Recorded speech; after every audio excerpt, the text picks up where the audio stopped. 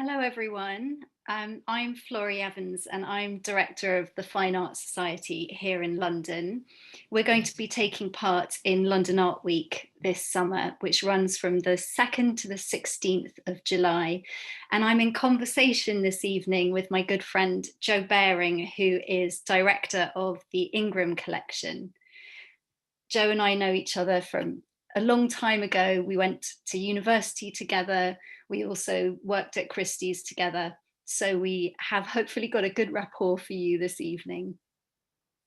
I want to start really by looking at the emergence of women in around 1900 as artists in their own right, and not just as the muse, the female muse for male artists. Think of Elizabeth Siddal from the pre-Raphaelite era. Suddenly we have women attending art school. And I think it's important to say that women could go to art school before they could go to university. And the Glasgow School of Art was at the forefront, as was the Edinburgh College of Art. And the Fine Arts Society obviously has an Edinburgh gallery as well. So I'd like to focus a little bit on some of the female Scottish artists at that time. And on the screen here, you'll see a beautiful painting of the Mysterious Garden, a watercolor on vellum by Margaret Mcdonald Macintosh, who was the wife of Charles Rennie Macintosh, the architect. And it saddens me really that today her husband is better known than she is, because in her lifetime, she was very much as important as her husband.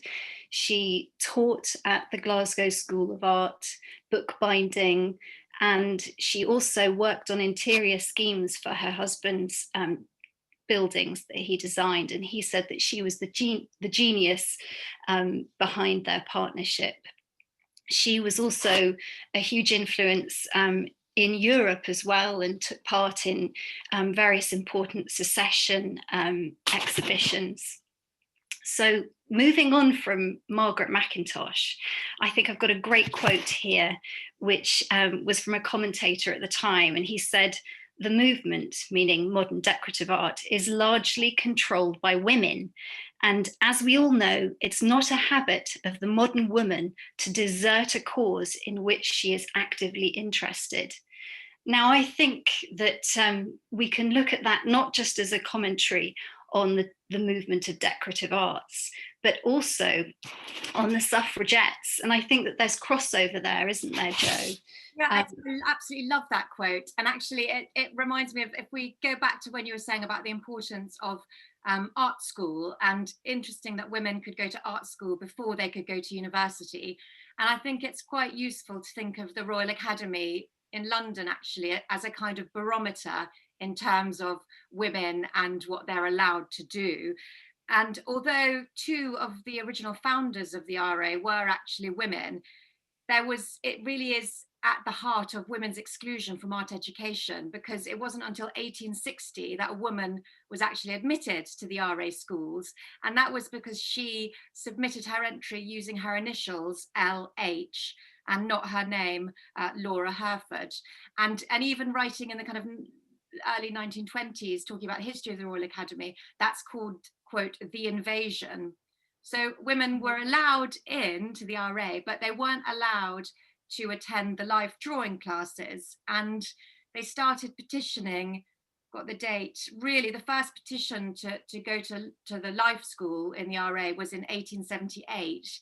And there's a brilliant quote, kind of what you said earlier about women won't let a cause go. So they kept getting rejected and they kept petitioning. And one of the letters I think is really important, because they say, "We beg to lay it before your notice that almost all of us rely on the profession we have chosen as our future means of livelihood." So it's really interesting, as you say, that this is now being considered a profession for women, and that it's relied upon as a means to their livelihood. And they say, therefore, a class which is considered so essential to the training success of male students must be equally so to us. And it wasn't until 1893, 20 years after the first petition, that women were allowed to go to the live classes at the RA, which is kind of astonishing, really, isn't it? So just at that turn of the century. Yes, extraordinary, really, especially as women would know a female body better than a man anyway. And it's, it does just seem absolutely ridiculous to us today. And another thing I should mention, which I meant to, is the fact that, of course, these typically feminine arty, crafty things like embroidery and textiles and little watercolors and things suddenly were a means for earning a living.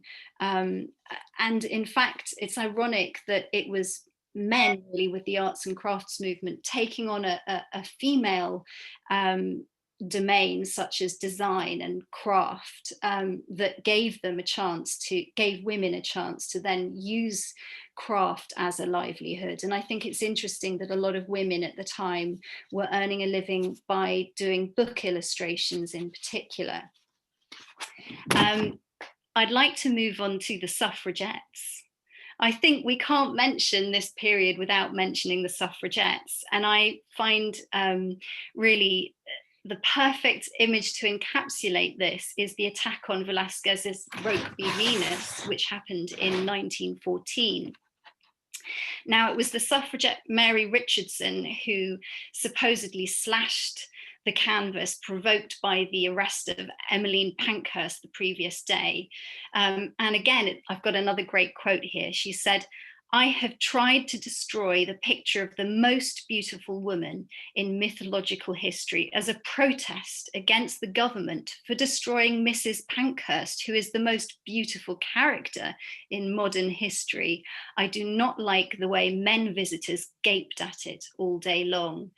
And I think this is something that we can expand upon as we move through our slides, Jo. I mean, it's the female gaze and the male gaze, and how the female nude is depicted, viewed, and the sexualization of women as well in art, which really goes back to the kind of patriarchal domain that we see with male artists really kind of using the female body as a way of expressing male desire in art. I love that quote because I think it's really interesting. It just goes straight to the heart of the matter. And obviously kind of ideas of the male gaze and the female gaze, it's very hard historical, but actually she comes to the heart of it when she says, "I just don't like her being gaped at." Yeah. And it really, it's also really interesting, as you say, in terms of depictions of the female nude and how that develops through the century. And particularly there's an artist that we're going to talk about a bit later called Dodd Proctor, who is well known for her female nudes, but they're very different in feel to this. And there's something different about a woman painting a female nude than there is the male nude. So I think it's fascinating that she picked on this particular painting to destroy with such vitriol, I think, and energy. Yes. Yes, and I think, again, it also ties in with the point that you made about women being admitted at the Royal Academy to the life drawing classes and to being able to paint the female nude, and the way in which a woman would paint a female nude being so very different than a male artist's perspective. There's great detail about the male nudes, I think, that they were allowed to draw within the life schools, but they had to be heavily draped, because otherwise it might be too shocking. Yes. And we're going to move on to our next slide now, to Claire Atwood, who was a fascinating character. I think you can see by just looking at this photographic portrait of her.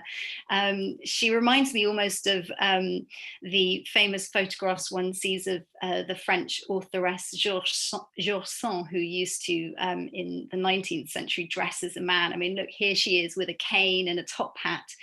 Now, Claire Atwood was an openly queer artist and lived in a ménage à trois, had her own studio, and the painting that you see here of dawn breaking at Old Billingsgate, that's a view she would have seen from her artist studio. So this ties into something we'll discuss later, Jo, where we look at Virginia Woolf and the Bloomsbury Group and a room of one's own, how a woman needed to have means and space in order to create. And Claire Atwood, I think, was freed up in a way by being a lesbian and not having to worry about motherhood. And I find that the queer narrative for female art is not really discussed today in the way that it is in queer art for men. And I think perhaps that's because lesbian artists didn't so much paint their sex into the art that they created in the way that, say, male gay artists might have done. Like I'm thinking of Tuke and those rather loose young men, or Minton, another artist who painted beautiful young men. Lesbian artists were simply creating, and they had freedom. It represented freedom, I think. And another thing to say about Claire, sorry, Jo, is the fact that she became an artist in the First World War, a war artist. She was actually appointed to officially depict scenes of the First World War of soldiers. And I think you can see an image here on the slideshow. Sorry, Jo, go ahead. No, I was just going to draw people's attention to what you said about how she portrays herself. So with that top hat and the really masculine accoutrement and her clothes and also her body language. And I think it's fascinating that at the beginning of the century, you know, she's an official war artist for World War I, and that is how she chooses to position herself. That is the image. And I think it's something that we're going to look at in other artists as well. So as we go through, I think positioning an image and how they portray themselves to the wider world is of crucial importance to artists, to women artists during this time. So it's just something to be aware of as we go through. Yes. And I just touched a little bit on motherhood, which takes us to our next painting. This is an amazing and slightly sanitized vision of childbirth that you see here. Cecil Walton was a Scottish artist. She studied at the Edinburgh College of Art. Note that she's Cecil, although it's written Cecile, she chose the male pronunciation for her name. She was a mother. And I find it interesting that this painting, which she did in 1920, is one of the largest canvases she ever produced. And she clearly had strong views on motherhood and what it meant for her as an artist. On the screen, you'll see there is Eduard Manet's Olympia. This obviously is a pivotal sort of impressionist work by Manet of a prostitute, and that in itself was referencing Titian's Venus of Urbino, which you can see beneath there on the slide as well. And I think what's interesting about Cecil's painting of the birth of her son, her second son, is that she has conflated the idea of the Madonna and child with the idea of the female nude. And she has desexualized it and turned it into something about maternity, being an artist, creating, the act of creation, of creating a child and a painting. And it's, I find it absolutely fascinating, Jo. I don't know whether you have any thoughts on this as well. I think it's really interesting, the style that she's chosen. And I think it's something that, again, when we look at an artist called Dodd Proctor, that they share that simple, elegant classicism, which was a real move away from that really glaring and seemingly, after the First World War, very jarring celebration of the machine age. And obviously this is post World War I. And I think it's interesting that, again, that there's the kind of harking back to more classical modes of expression. And as you say, there are deliberate references to both Manet, but and also kind of this really famous nudes within the art history canon. And as you say, by placing kind of maternity at the center of that, Yeah. experience of womanhood is now being considered in a painting. You know, when And Manet yeah. painted Olympia, painting a prostitute, it was hugely shocking at the time. And now she's kind of flipped that even further, I think, in terms of what's being expressed and what is deemed worthy of being on a large scale canvas. You know, we're not talking about history painting here or No. celebrations of, you know, kind of Bonaparte crossing the Alps. It's a very personal, private experience on a large canvas. Yes. And another thing that just occurs to me looking at it is the nurse tenderly washing her feet with a sponge, which makes me think of Christ washing the feet of his disciples. I mean, there's so much clever um, symbolism within this painting. It requires quite a lot of thought.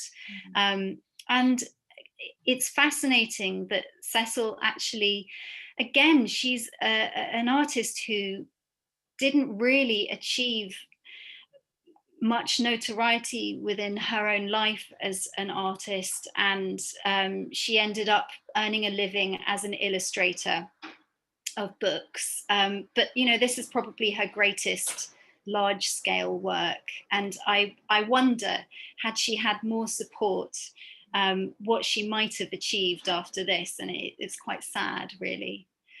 And moving on to our next slide, Oh, we end up with the wow. Bloomsbury Group. Which is so interesting. And I think that so many people, Vanessa is just really an adjunct in the kind of the wider Bloomsbury circle, and talking about every, you know, their personal lives and the literature and who they're associating with, and Virginia and all the love letters. But actually Vanessa Bell was a really radical artist in her own right. You know, and going back to the RA, she actually studied at the RA schools in 1899, where she was taught by Sargent, and she was also hugely influenced by Whistler. She writes a lot about how his tonal, his ability to kind of convey tone and harmony were of huge interest to her. And she was encouraged by Roger Fry, you know, the great art critic who introduced post-impressionism to Britain. She was encouraged by him to go to Paris, you know, to get to know the work of Braque and Picasso. And it's amazing, you know, she actually bought works by Picasso. So she's very much kind of at that center in the kind of 1910s of real radical modernism, which I think gets forgotten from the discussions about Vanessa Bell. Yes, And of course, she ended up adopting sort of abstract forms in her art. I mean, this particular painting that we're showing here isn't an abstract work, but she did, am I right in saying, sort of produce quite abstract pieces as well? she did. And also, I think if you look up close in this painting, you can just see if you look at the actual brush strokes, you can see that she was looking to Paris and looking to kind of European, the European avant-garde in terms of the way the brush strokes are applied, and they're quite sort of blocky. And you can see that she's looking potentially, she was very interested by Cubism, and that's something that she was beginning to experiment with. The thing about Belle is that then she, in the kind of 20s and 30s, she went back to a more traditional painting style, and actually that got her more success. So she became relatively successful around this time and had her first major solo show in 1922. But it's interesting, actually, there'll be other artists that we talk about, but potentially there's, you know, they're able to make a living. Well, potentially they're not making a living, but they're able to pursue a career as an artist because they have independent means. Yeah. But also what's fascinating in terms of picking out different women throughout the period, is that they're successful potentially because they are part of an artistic grouping. So there's a kind of a network which they're part of. So, you know, looking at Cecil Walton earlier, I don't know that she was part of anything. And then potentially you suffer because you lack those connections and the network and the support. So obviously Vanessa was really at the heart of the Bloomsbury set. So that idea of an artistic grouping or support for women, I think, is important. But I do believe that her significance as a radical artist in that really early part of the century has been underplayed because of the whole Bloomsbury narrative. But there was a show at the Dulwich Picture Gallery in 2017, which placed her right back into that narrative, which I think is helpful. And I think when people are looking at Vanessa, it's interesting to think about that. So think about her in Paris with Picasso and Braque. Yes, and in fact, I mean, even just looking at the painting here, it for me evokes someone like Bonnard or Vuillard as well. It has that kind of wonderful, slightly misty post-impressionist way of handling the paint.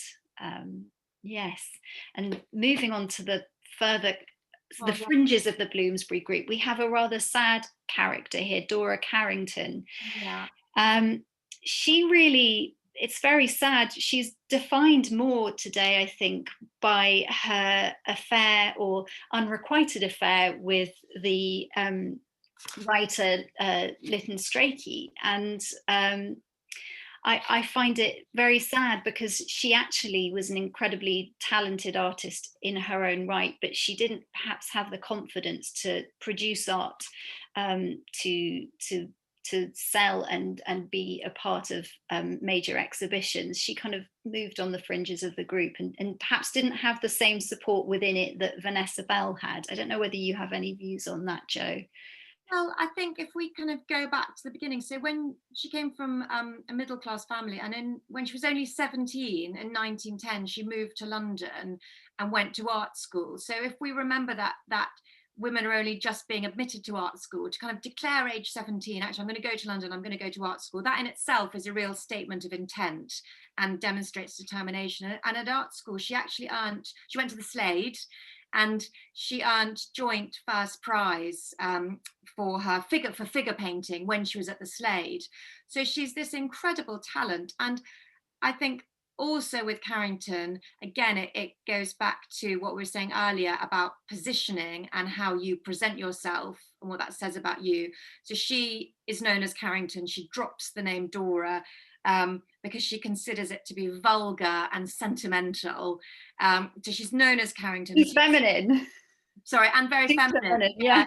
Exactly. But then there was a stage, I think, when she was better known for her personal life, and she was bisexual. She obviously, you said, had this ultimately really unsuccessful relationship, and all those things weave in and out of her narrative. But I think recently her art has been placed back as being considered just formally on its own as really impressive. And I mean, this is an incredibly direct piece. If you look at the date, it's 1924.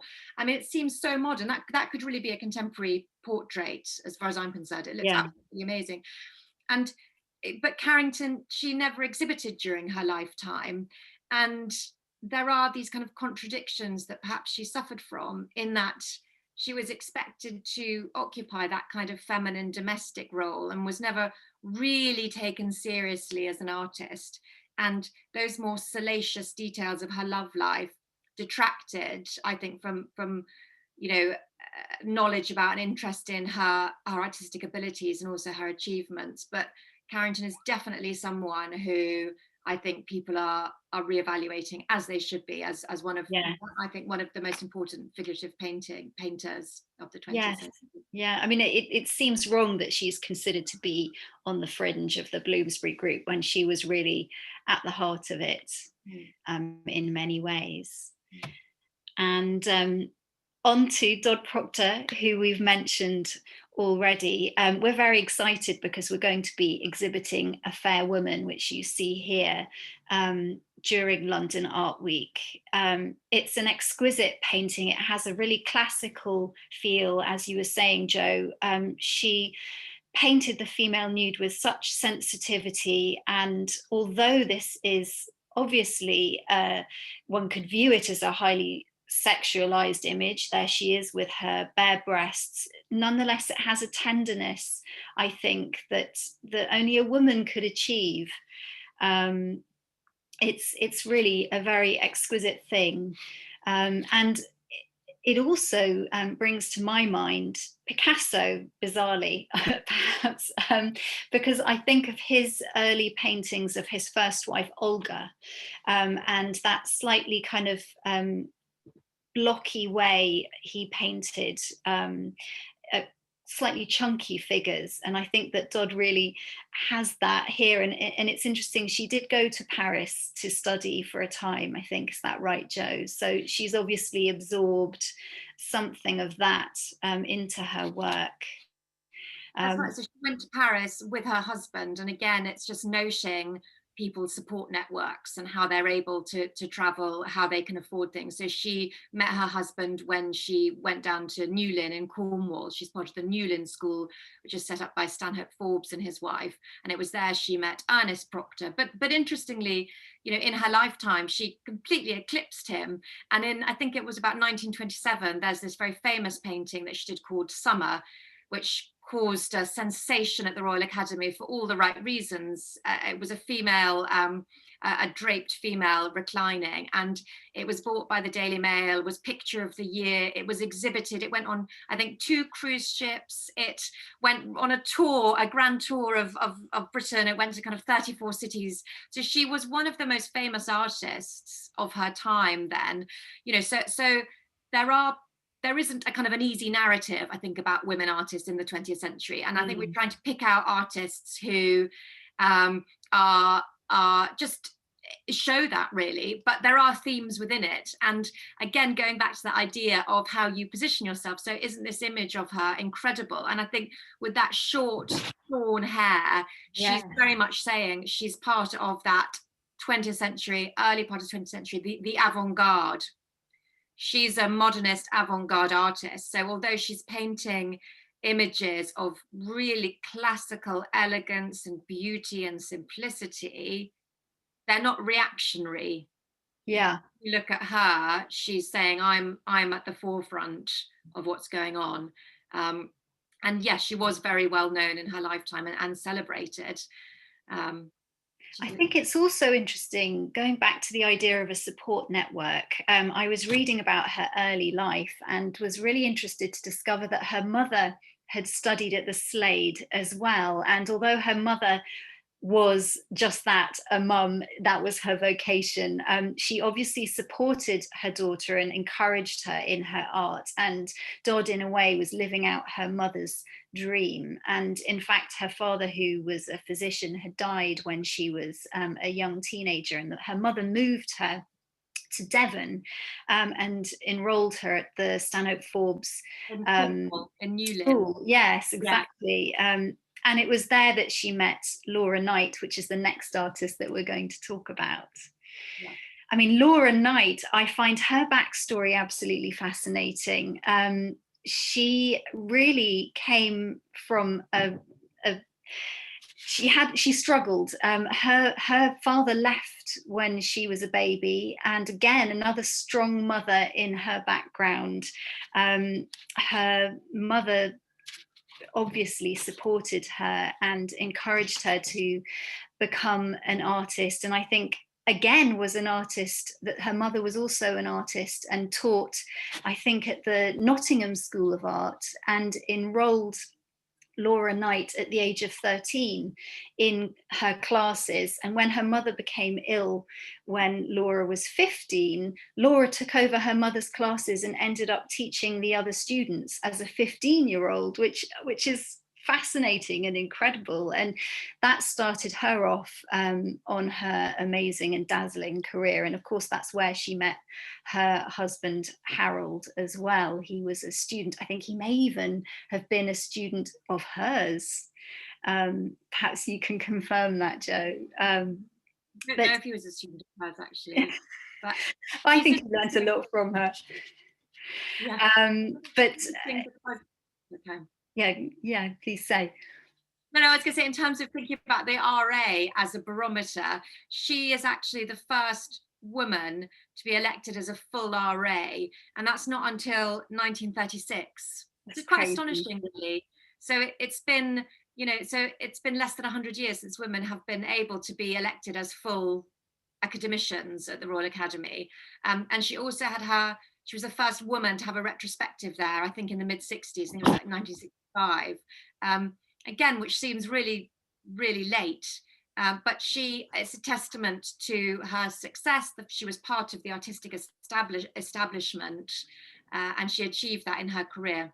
Yeah, she was made a dame, so she really made it, didn't she? Yeah, And I think, exactly. And again, she's down in Newlyn, and it's that idea of an artistic support group and a network, and just that peer support and ability that you can draw on, I think is really important. And there are other artists who potentially don't have those, and we can talk about some of those later, that I think suffer. So it's interesting, that idea of being part of a larger grouping. yes, and in fact, we now move on to another war, the Second World War, and she was employed officially as a war artist. And I just love this picture of Ruby Loftus screwing a breech ring, whatever a breech ring is. I mean, it is so wonderfully detailed. Look at all those copper springs and sparks, and I mean, it really does display female empowerment during the Second World War. And I think we can't underestimate how this period changed the fortunes of women in particular, not just female artists, but women across the country suddenly stepping into roles that would have hitherto been filled by men. And I think that, if you look in the background of this picture, it's a lineup of women hard at work with building machinery. It's a fantastic. Yeah, and they're portrayed in a way which is so, there's no discussion of gender at all, is there? Really, it's just people at work doing really important war work, and able to kind of deal with it. You can see the sparks flying, it looks dangerous, so traditionally things that potentially women would not have done, and it's just women in the factory doing this, and it's presented as a natural state of affairs. And it's almost, one could argue, propaganda. It's the fact that a female artist has been employed to paint and produce pictures of women in masculine roles. They are, and often these were reproduced as posters.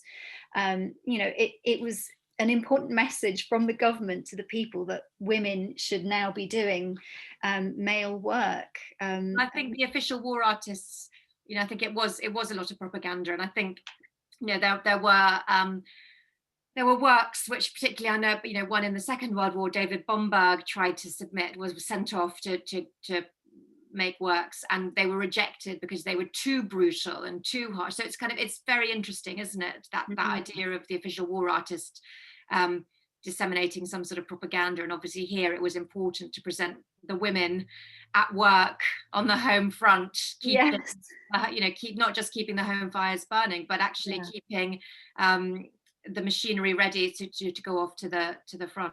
It almost brings to mind Soviet propaganda and culture artistically as well, but that's a whole other line of conversation we could go down, but we won't now. But let's have a little flick through some of the other images produced by female artists. Evelyn Dunbar's a really interesting artist. So she was commissioned. She was a salaried war artist, actually, and what she did, her images from the home front were particularly of the Women's Land Army. So again, it's kind of images, official war artists, these are women making images of women working. And obviously the Women's Land Army was when civilians were employed in agriculture to fill in for those absent soldiers who were at the front. But the problem is, these are really commanding, naturalistic depictions of women. They're in the fields, they're with their livestock, but her name really just disappears after her death in 1960, which is such a shame. And they did a show at Pallant House a while ago, and one of the themes which was brought up was actually her careful observation and that kind of idea in humanism. She was compared to Stanley Spencer in terms of the way that she was able to manipulate colour and form with real flair and imagination.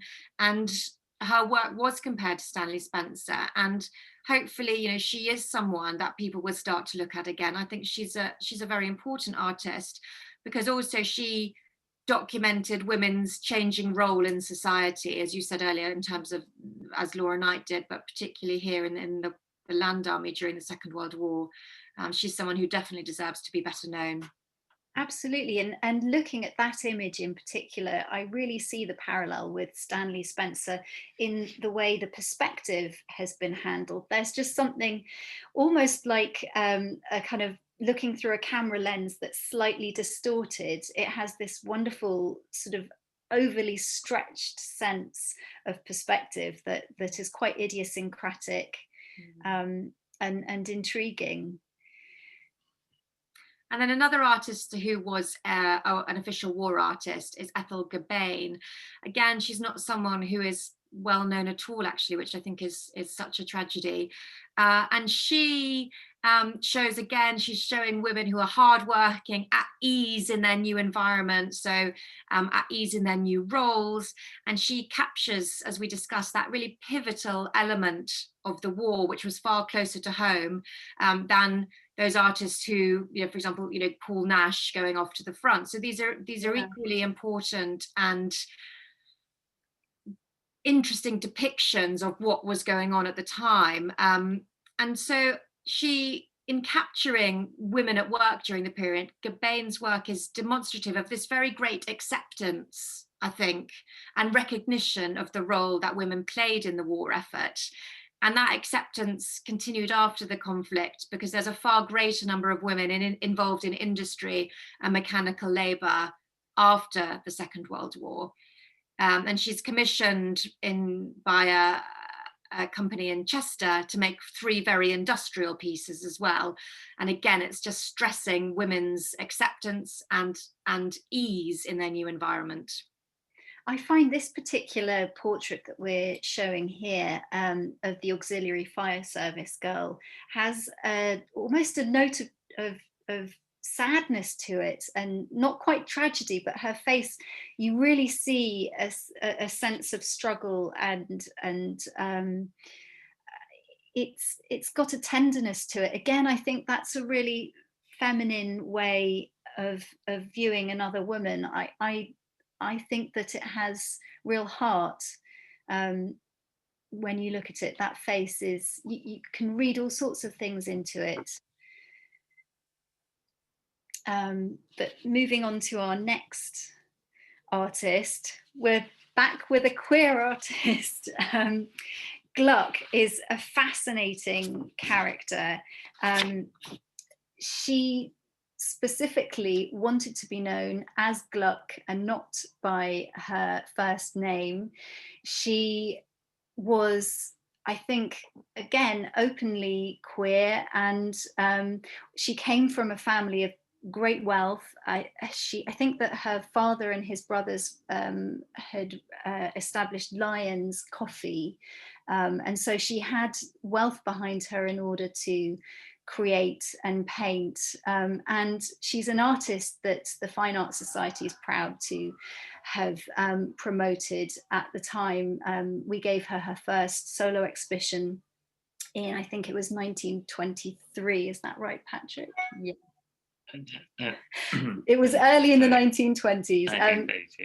Well, we had 4 exhibitions of her work, and the image that we've chosen here to represent her in particular is this amazing, lush, almost jungle-like painting of convolvulus. And when I was looking at it the other day, I suddenly saw it as a metaphor for female sensuality and sexuality. There's something incredibly sensualist about the way in which she has painted the convolvulus. And you have the grasshopper and the dew in the cobweb. It's incredibly delicate and beautiful, but also powerful. I mean, again, looking at the portrait of her, the photographic portrait of her here, I mean, she was a very striking woman, and she again has portrayed herself in a very masculine stance. She's a fantastic artist. I mean, I think during London Art Week you'll be able to see a couple of other works by Gluck. Stephen Ongpin has this beautiful landscape, and Agnew's also have a Cornish landscape. She moved to Cornwall, I think, is that right, Joe? Later in her life, or holidayed there, and was fascinated by the landscape in Cornwall, as so many of the female artists obviously were at the time.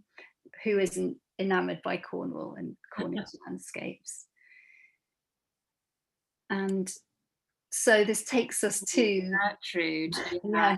So exciting. So we just thought it'd be interesting to talk about sculptors, actually, women sculptors in the period, because sculpture had always been seen to be traditionally male. And although there had been sculptors previously, for example, one of Queen Victoria's daughters, Princess Louise, was a sculptor.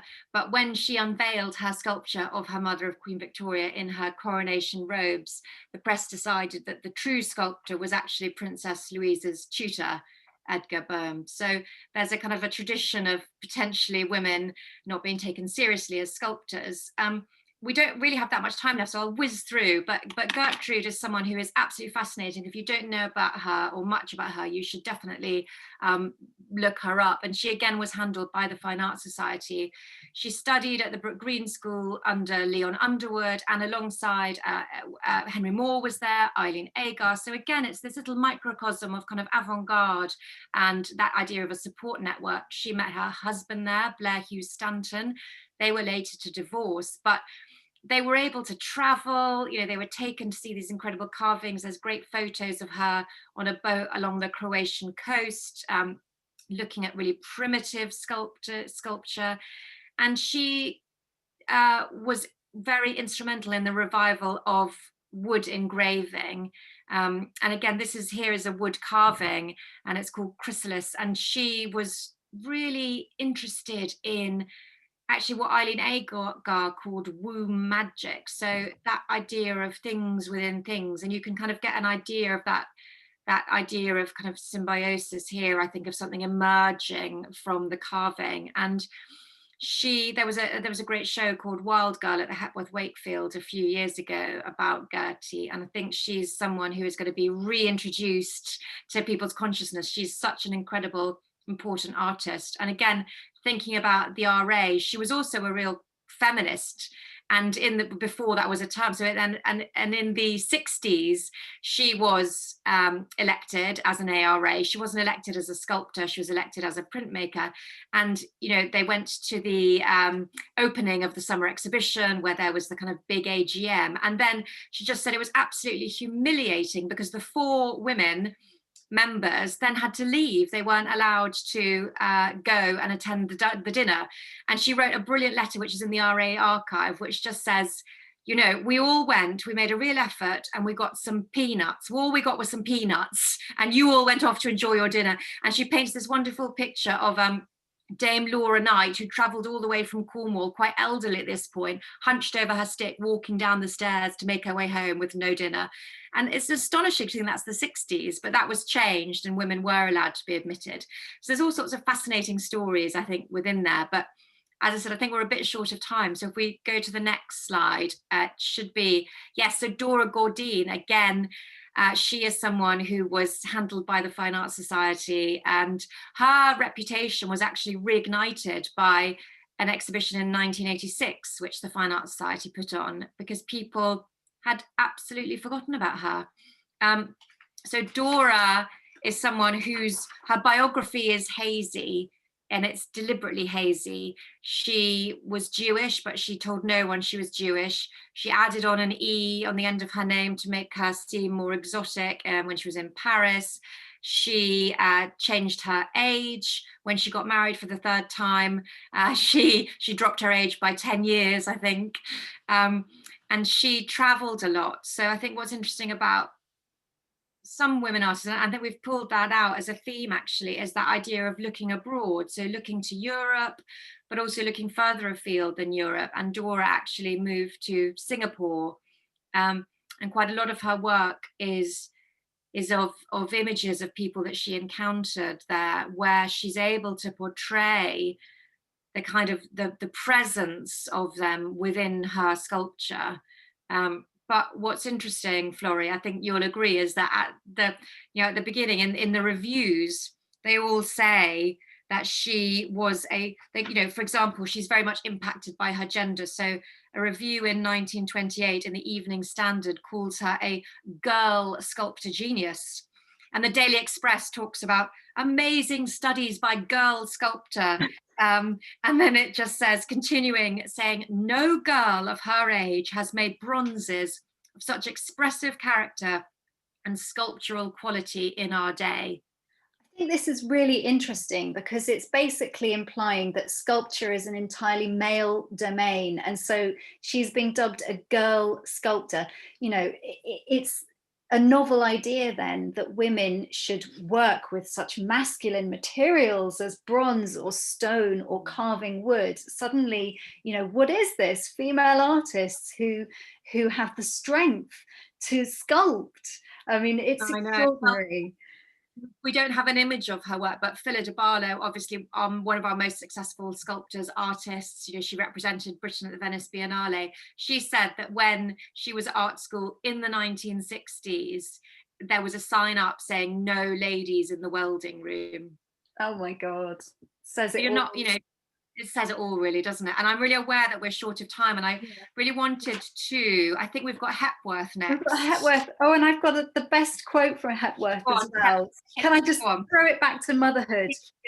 She said, "A woman artist is not deprived by cooking and having children, nor by nursing children with measles, even in triplicate." She had triplets. "One is in fact nourished by this rich life, provided one always does some work each day, even a single half hour, so that the images grow in one's mind." And I love this idea that your mind is a garden of thoughts and inspiration, and that you just have to nurture your mind even whilst doing mindless things like looking after your children. And I think that Barbara Hepworth gets a really bad rap for having been a bad mother. And I was saying to you earlier, Jo, that she really has some resonance, I think, with the writer Daphne Du Maurier, who also was extremely successful in her lifetime as a writer, but was regarded as a neglectful mother. I mean, this is a whole other area that we could go on for hours talking about, but I'll let you pick up from there. No, I think you're absolutely right. I think it's shocking that part of her narrative is very much that she's this coldly ambitious woman, that the famous phrase, she's difficult, and that came up all the time in all the work about her. There's lots of books been written about her, and they just say, oh, she was difficult. There's a really terrible quote, actually, which the head of the British Arts Council, the British Council in the 50s, compared Hepworth to Henry Moore. And she said that basically Hepworth was very reserved, she was very shy. And so the head of the British Council, Lillian Somerville, said that her reserve, quote, made her a dead loss. So there's this idea that you have to perform as well, and Hepworth didn't. And she was saying that she was tricky about dealings with her business. So, for example, when she signed with the dealer Gamble Fees, she sent them an 11-page letter.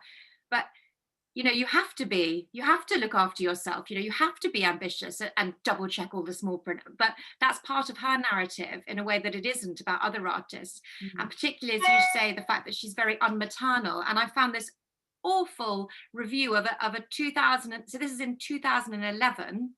A biography describes it as a, quote, cruel stroke of fate, and they describe her as, for this unmaternal, work-obsessed woman to have had triplets.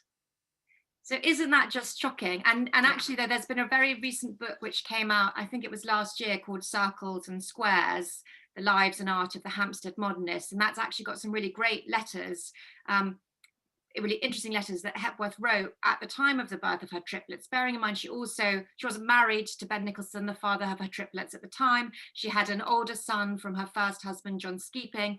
She was trying to work, and there are these letters just saying that she was completely torn about, giving them to a nanny or finding help so that she could pursue her career. So there are these tropes still 2011, you can talk about Barbara Hepworth and call her cold and unmaternal and work obsessed, and I think that's really shocking, actually, that happens. But Hepworth is interesting, and again, we're really short of time, but we could maybe weave this into the Q&A, is this idea about being defined by gender. So Hepworth really, really did not want to be defined by her gender. She felt that was a negative thing to be described as a woman artist. Someone I met who knew her said that she'd turn in her grave to be described like that. And she always felt that being a woman didn't really have any impact on how she should be seen. But even after, she'd given birth and then made carvings of a mother and child. So there's this kind of interesting idea of her lived experience seeps into the work, but in terms of how she's viewed and in terms of art criticism, she doesn't feel that gender should play any part at all. Maybe we should all take a lesson from that. I think, well, it's interesting, isn't it? But I guess that's kind of the pre-feminist art history as well that she's working within. And then very quickly, I think we don't have much time to go through the next slide, but we've got Elisabeth Frink again. There we included her. There's a brilliant quote from her. There was a review of one of her very early exhibitions in the Times when she was 24, and she had her first solo show. Bearing in mind, this is someone who the Tate had bought from her degree show. So she's incredibly successful. She's thought of as this really exciting new sculptor, and a show in the a review in the Times can say, "Here is a sculptor of rare promise, indeed of rare quality, for Miss Frink's handling of the problems of sculptural form is such that one has to make no allowances for her youth or her sex." And that's in 1955. So, there's a lot to unpick there, but we just don't have time. But potentially we can ask about that in the Q&A. Yes. And then the final image. Oh yes, Joan Erdley. Joan Erdley. We wanted to include Joan Erdley. So much to say. I mean, again, she's a woman who achieved success through grit and hard work, and without having children as a burden, although she was fascinated by children and painted these incredibly moving pictures of children in the Glasgow tenements, and you can see one here that we handled at the Fine Arts Society. She captures all the pathos of children in a deprived area of Glasgow, with the tenderness of a woman's eye. And yet she was not a mother, and again she was a lesbian artist, and I think freed up by her choices as a lone female artist. And moving on from there, Maggie Hambling, her controversial sculpture of the mother of feminism, Mary Wollstonecraft. I'm sure many people have views of this, and why did she choose to put a female nude? Well, I think we included this because it's just a very interesting hot topic about public sculpture, but particularly representation in public sculpture. And obviously it wasn't until 2018 that the first sculpture of a woman and by a woman was unveiled in Parliament Square, Gillian Waring's tribute to Millicent Fawcett. So that's extraordinary that it's 2018 that the first sculpture of a woman comes to Parliament Square. But there's a thing called a charity called the Public Monuments and Sculpture Association, and they've been recording public sculpture across the UK for decades, and they've so far recorded 828 statues, and of them 174 were female. That seems quite shocking of its own accord, but actually that's not the whole story, because lots of those aren't named women. So they're kind of the nymphs or the Aphrodite, the goddesses. They're nameless. Right. Whereas if you look at named women, so out of 828 statues they've recorded, only 80 are of named women, which I find fascinating. So potentially Maggie's stumbled into a problem here in terms of there isn't that much history of commemorating women in public sculpture. And obviously there's a whole discussion, we could have a whole hour talking about her depiction of the every woman as a female nude. But I love that she quoted Oscar Wilde, and she said, "I'm always braced, as Oscar Wilde said, when critics are divided, the artist is at one with himself." And she says himself rather than oneself. She's literally quoting Wilde. Yeah. I love that. Anyway, I feel like we should move on to the Q&A. And yeah, exactly. Quite a few here. We'll do our best. I know there's so much more to talk about.